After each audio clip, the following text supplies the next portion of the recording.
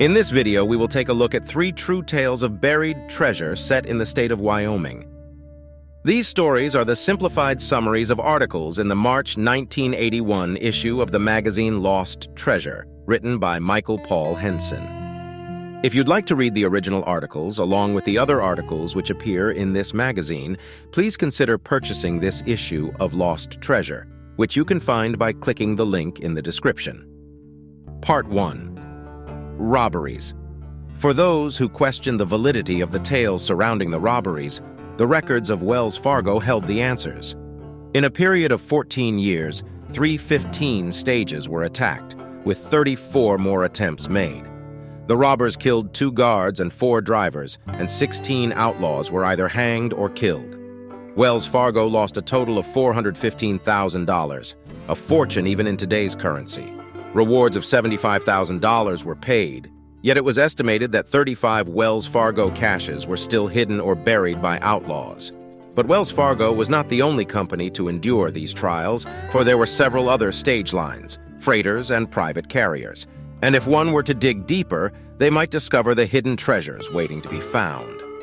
There was one such tale of a paymaster's chest containing $40,000, rumored to be hidden in a cave on Cache Creek, located in the mountains south of Glen Rock.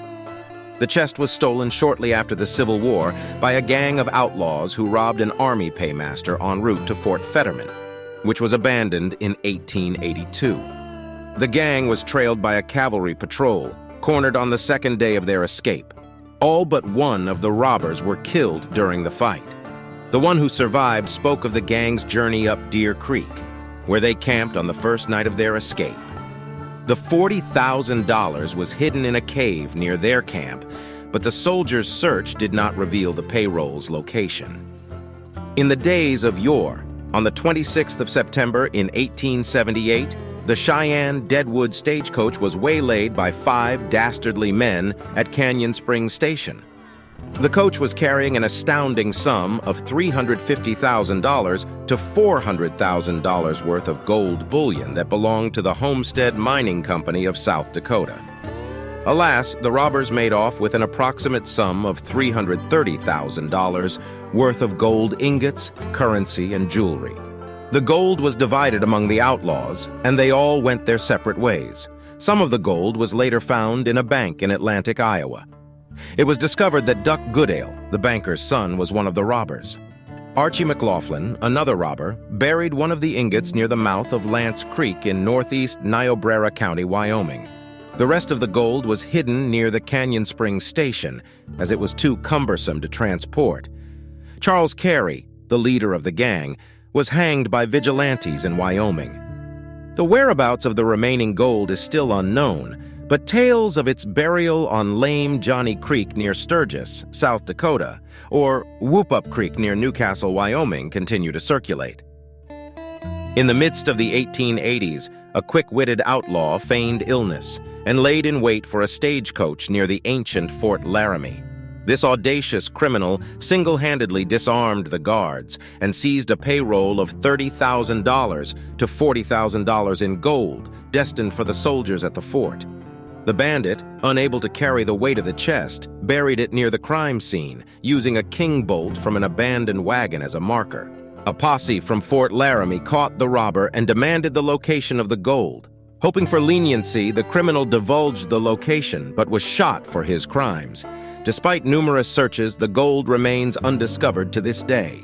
In the year 1916, 2 brave cowboys stumbled upon a treasure trove of gold coins worth a staggering sum of $512,000 in a caved-in basement located on the land of a man named Taylor in Rock Springs, Wyoming.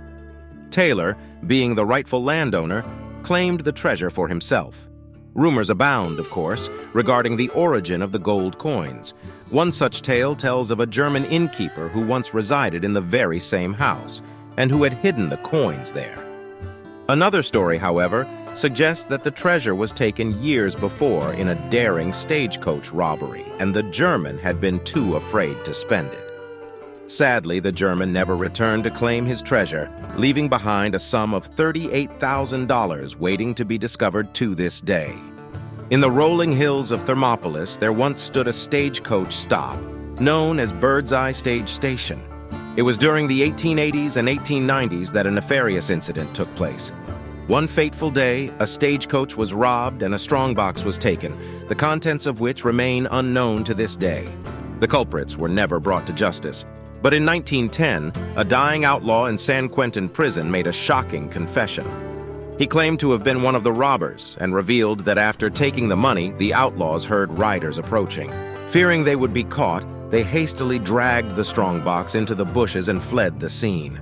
Sadly, the other members of the gang perished in a subsequent holdup, and the strongbox was never retrieved. Whether it remains hidden in the bushes to this day, nobody knows for sure. Part 2. Pot of Gold.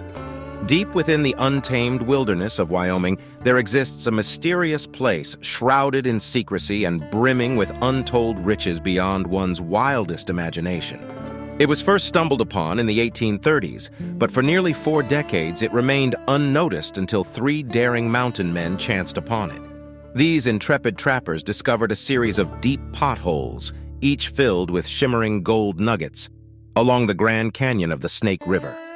Delighted by their find, they extracted a small amount and even sent some to a sister in Illinois, before meeting their untimely demise in battles with the native tribes. Years later, a young man named Robert Trial stumbled upon the site, and he managed to mine an impressive 40 pounds of gold nuggets. Sadly, danger lurked in the shadows, and Trial was forced to flee empty-handed.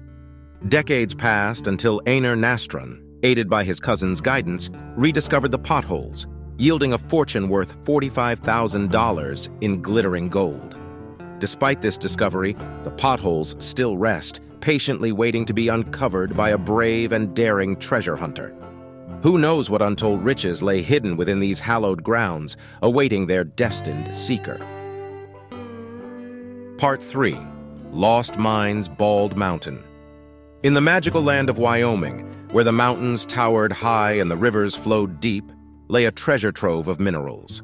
Though most of the uranium ore reserves were found within the state's borders, gold and silver were scarce.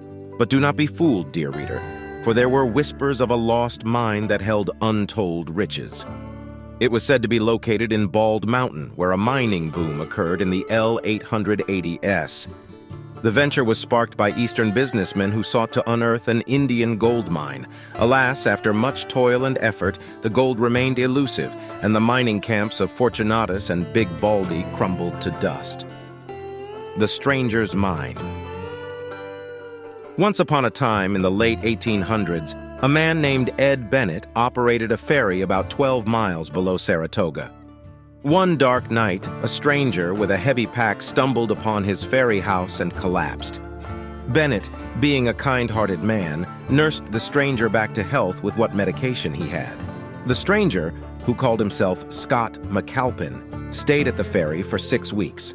When he was ready to leave, he gifted Bennett a small bag of gold dust and nuggets, claiming that it came from a rich strike he had made north of Divide Peak in the Sierra Madre Mountains. McAlpin promised to take Bennett to the mine the next year, but fate had other plans. McAlpin died on his journey, leaving Bennett to search for the mine alone for years, but it was never found. The Lost Cabin Mine.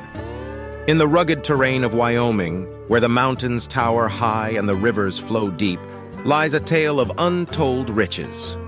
Alan Hulbert, a prospector, once joined the stampede to California in search of gold. He teamed up with 2 others and ventured to the Rockies, where they discovered a fabulously rich vein of gold. They built a cabin, constructed a dam, and worked tirelessly from daylight till dark.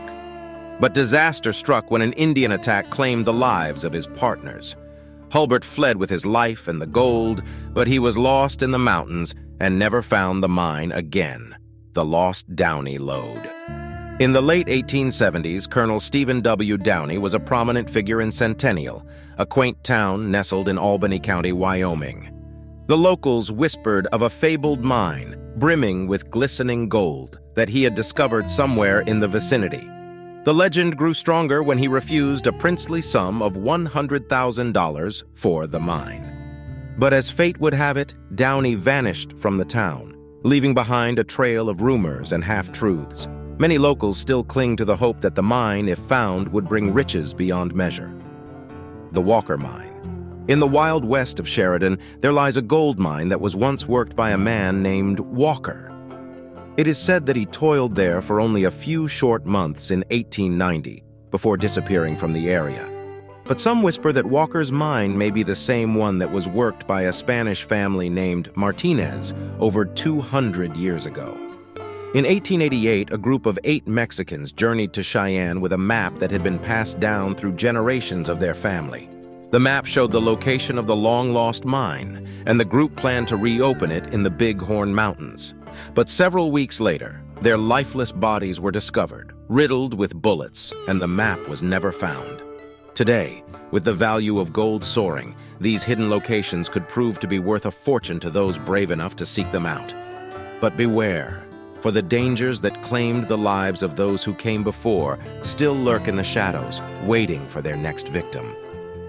Other stories in this issue of Lost Treasure include overlooked areas of big cities still await economy-minded coinshooters, Klondike gold, high price of precious metal attracting new wave of prospectors, the astrological power of stones, and so much more. If you're interested in purchasing a copy of this vintage magazine for yourself or as a gift for a friend or loved one, please click the link in the description.